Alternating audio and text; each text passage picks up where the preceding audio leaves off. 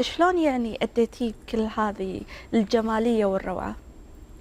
المرأة، احنا لا ننسى ان المرأة هي تملك تلك الصفات، يعني سواء كانت معصبة الحنان موجود فيها، يعني الحب موجود فيها، دليل انها تتسامح في لحظة غضبها من زوجها او من ابنائها او من اصدقائها. فالمرأة يعني هي كل المشاعر، فما اقدر انا اقول غير انها المرأة. غير هذا اني انا درست النص صح وعرفت وين امسك المرأة العاطفية، الام الحنون القاسية، الام المعطاءة.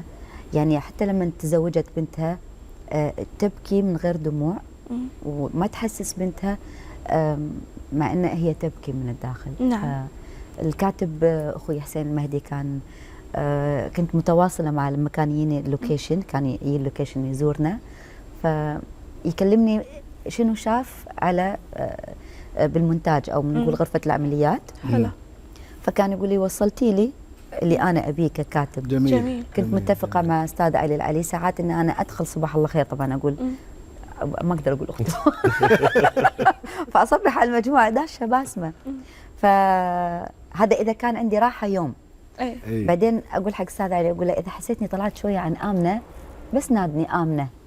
فما كان يناديني امنه، اقول باسمه حماده باسمه حماده، فارجع الى امنه. فامنه شخصيه عشتها ايضا مع امي الله يرحمها. الله يرحمها. يعني كانت امي خذيتي منها شويه، يعني وقفتها هي حاطه ايدينها ورا ظهرها وهي حلو. تمشي. فالمشاهد اللي كنت امثلها كانت تذكرني بامي، لانها كانت يعني طبعا اذا يعني ما كان الرجل موجود في البيت فالمراه تصبح رجل وامراه. صحيح. الاب والام. فالاب تكون بقسوتها علشان يعني تحافظ على اخلاقيات ابنائها، بالضبط. والام علشان تعطيهم الحنان، مع ان الاب ايضا حنون، ولكن المراه يقولون انهم ناقصات عقل ودين. هي مش عقل بمعنى العقل، ام سبع ويوه لا مش معنى العقل، هي بمعنى العاطفه. يعني عاطفتها زياده عن اللزوم، علشان كذي انتم تقولون انها ناقصه عقل. لا، هي لان ممكن تتغاضى عن حقها مجرد ما انك انت تعطيها ورده بس برضاها. وين يعني اكثر من هذا الرقه في المراه؟ يعني خلونا ولا اني نشوف. مراه، لا ايضا القران الكريم كرم المراه اللي هي الام. أكيد. يعني الجنه تحت اقدام الامهات. يعني نعم. ما اقدر بعد اتحكى عشان لا انا حابه اشوف امنه بروعه اداء الفنانه باسمه حماده من خلال هذا التقرير. أنا والليل والقمرة، أي وحدة فيكم تنسحب بضعف تفتحين علينا باب النار. انت ايش فيك شنيتي؟ ايش تبيني اسوي؟ تبيني اجيبها هني عشان البيت يحترق فوق راسي؟ في اكثر من اختك تتزوج واحد من العلماء؟ واللي اعطيته النصيحة عرف شلون ينفذ خطته. قلبي إنسانة واحدة، الإنسانة هذه هي خديجه نعم خالتي. صعد الدار فوق. ايش فيكم؟ علامكم تصافون؟ خالتي في عقرب فوق بالغرفة.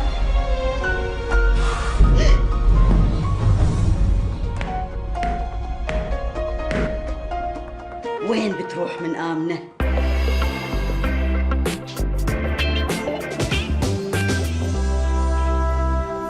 حياكم الله ويانا. حمد، قول لي شلون قدرت تقمص هذه الشخصية وتثبت وجودك في يعني حتى من خلال شخصيتك، شخصية سالم، ان انت اختلفت تماما عن عزيز.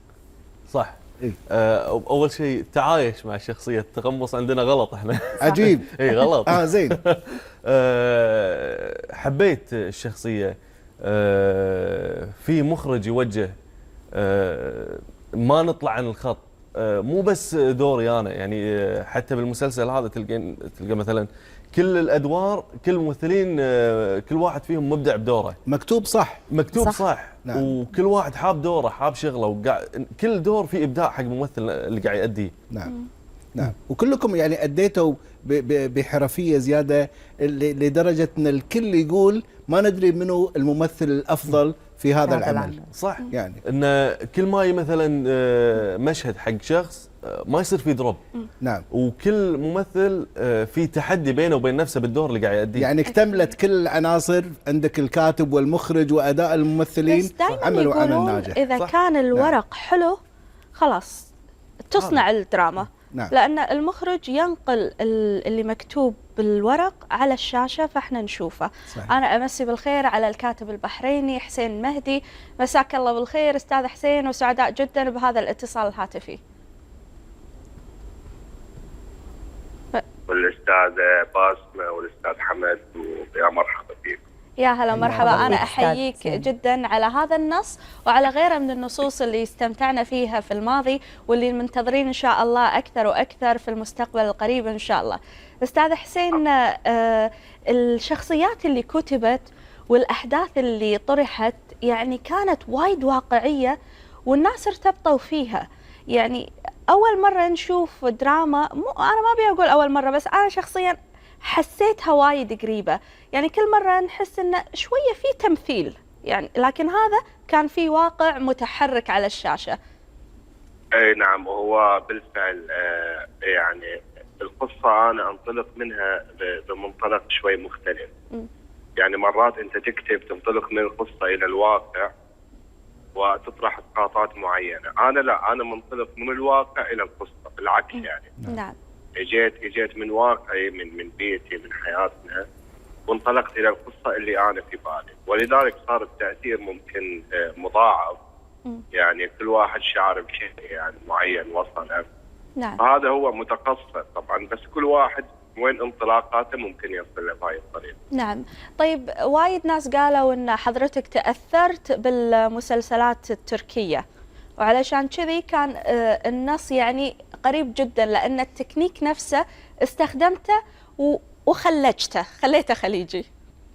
لا أبدا، ما إلى علاقة أصلا أكون أو لا، ما إلى علاقة ببيئة أخرى غير الخليج. لا، تكنيك الكتابة يعني. تكنيك الكتابة نفسه مو إنه منقول عن شيء أو إنه مسويه خليجي، لكن يعني كثر الواقعية، الألفاظ اللي تقال، أنت حتى يعني دارسها من ناحية إنه أصول هذه الأسرة. يعني آمنة كانت متزوجة من شخص يعني جنسيته كانت مصرية، بس هم عايشين ورابيين ببيئة خليجية، فتلاقي ساعات في أمثلة تنقال بالمصري لكن النطق مالها يكون خليجي. هي كذي متأثرة بزوجها، يعني هي كمتزوجة واحد مصري فتأثرت حتى ببعض الأشياء في لبسها مثلا. حتى الناس كانت تقول إيش لابسة باسمة يعني في بداية الحلقات. بس حتى بعدين بينت الأمور. بالنسبة إلى التركي أنا أختلف، يعني أنا ما تابعت أولا تركي وايد. نعم. لأن الأتراك هم يركزوا دائما على جانب التشويق في قضايا الحب، بعيدا عن طرح أفكار أو طرح أمور من هاي القبيل. أكون أولى عمل فكري، يعني أساساته فكرية قبل أن يكون مثلا حبكة قصة أو تشويق أو كذا. لا، الأساس فكري بطرحه. شنو كانت رسالتك؟ شنو كانت رسالتك من خلال هذا المسلسل؟ رسالتي يعني أنا ما أقدر أحددها برسالة واحدة صراحة. يعني هي مجموعة رسائل أتوقع أنه وصلت إلى جهات معينة، إلى أفراد معينين، إن هذا المجتمع راح يتغير. نعم. مستحيل يبقى يعني على كأنك شوية دخلتنا بالسياسة. لا، من غير سياسة. أنا كتبت شيء له علاقة بمجال يعني علم الاجتماع. يعني بعيد عن السياسة. هذا فكر مجتمعي. نعم. بيجي الوقت راح يتغير هاي المجتمع، راح تتغير هاي الظروف. يعني شيء نعم أبين هاي حركة الكون يعني. نعم. طيب الجرأة أن أنت تطرحها. صحيح، تفضل. نعم.